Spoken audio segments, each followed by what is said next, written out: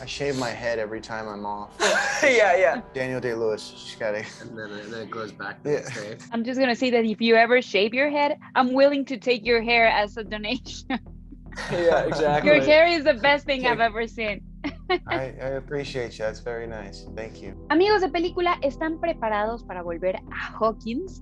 El volumen 1 de la cuarta y última temporada de Stranger Things ya llega a Netflix y hay que decir que las cosas no pintan muy bien para Eleven y sus amigos, quienes en este momento están separados. Algunos están en Hawkins, otros están en California, pero los sucesos sobrenaturales y la tragedia y el crimen siguen acechando Hawkins. Demogorgons, Upside Down, todo esto sigue ocurriendo en esta ciudad a la que no sabemos hasta dónde llevará la tragedia y la muerte.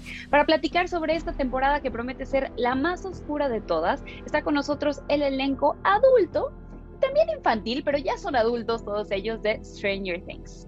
Hola, Gaby. It's time. Don't try to be heroes. There is no shame in running. So, what do you think, Mike? It's risky as hell. Chances of success are 20 to 1. Never tell me the odds.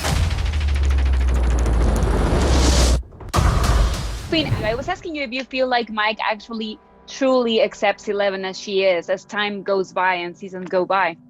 Yeah, I think that's kind of what Mike is asking himself throughout the whole season, and I think I think it's kind of like it's a learning experience for him for sure, and I think like he'll kind of he's trying to figure himself out.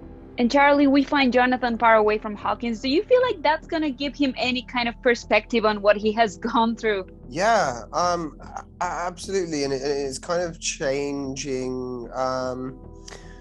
The whole dynamic. I think at the end of last season, we, especially in his relationship, we saw him make this promise to Nancy, and now he's kind of like uprooted his life, and he kind of done that for his family, to be with his family, but he's kind of trying to find himself in this new place. What makes you the proudest of what she has become as we enter season 4?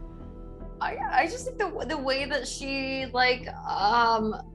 follows her instincts, I think she's always had this thing of something's not right, nobody's listening to me, and I think every season she just starts to realize more and more that no, I am right, I'm not crazy, this is what's going on. And I think it's really just, I don't know, I think that's really kind of built her her confidence and herself and her voice, and it's just a really lovely thing to see for your character. Joseph, I have always thought that Stranger Things is all about embracing being weird and nerdy. That's probably why I relate to all of your characters.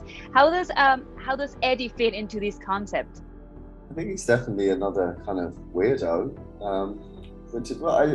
We watched the first episode last night, and it struck me that it really backs the underdog and the kind of the sidelined and the not listened to kind of characters, almost the popular characters become laughable in it, and and I think Eddie is just another kind of addition to that, another flavor of weirdo in the kind of already pretty weird, I think we called it's a broth, right? It's a broth. It's a broth. Strange broth. Eduardo, you're definitely a comic relief through all these dark times. Did you ever imagine that this would get as dark as it got this season?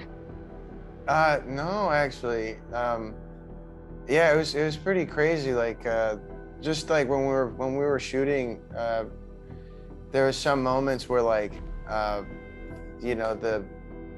the duffers would be like, okay, this scene, this is happening, and it's some spooky sort of supernatural stuff, and I would tell them, I'd be like, okay, I think Argyle's probably gonna be weirded out, because this stuff is normal for them, but for Argyle, all this is new, man. This isn't some stuff he's ever encountered, and so it was pretty fun, being the only guy in the crew that was in the team that was actually realistically kind of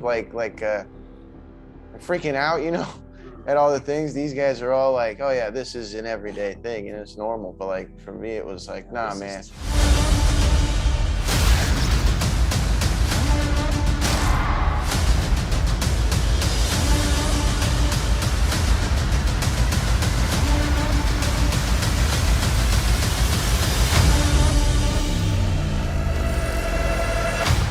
Bitchin', right? Yeah, bitchin'. I'm just gonna tell you that I couldn't sleep last night. I mean, this is terrifying. It is terrifying. And you know, Joe, Maya, you got into the action last season, and I want to know what kind of a skill set did you find your characters to have that will come in handy this season?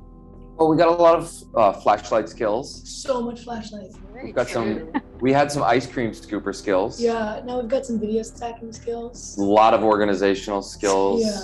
I had Organization some comes in cart handy. skills. Yeah, you're really good with the card. You had very good computer skills in this, I feel like, and the cards that you were putting into. Yes, that was nifty gifty.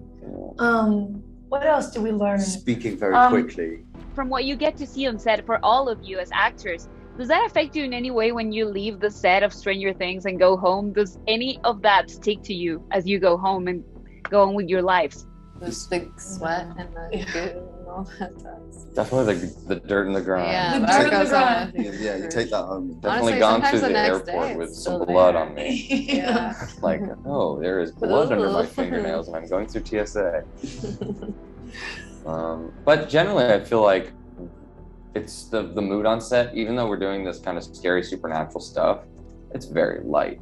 I'd say it's very fun on set, and I'm not generally too worried at home. No. Because I know we're gonna come back in about 7 hours and do it all again. So I'm like pretty just tired. So. generally, you just go right to bed. Yeah. Have some soup.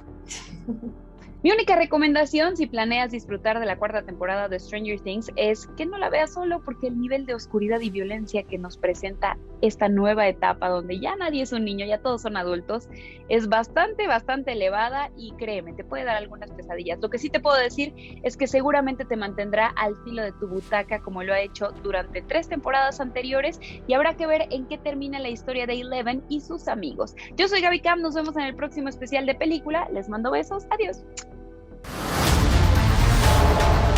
We're a team. Friends. But it's gonna be up to us again. Go! Drive!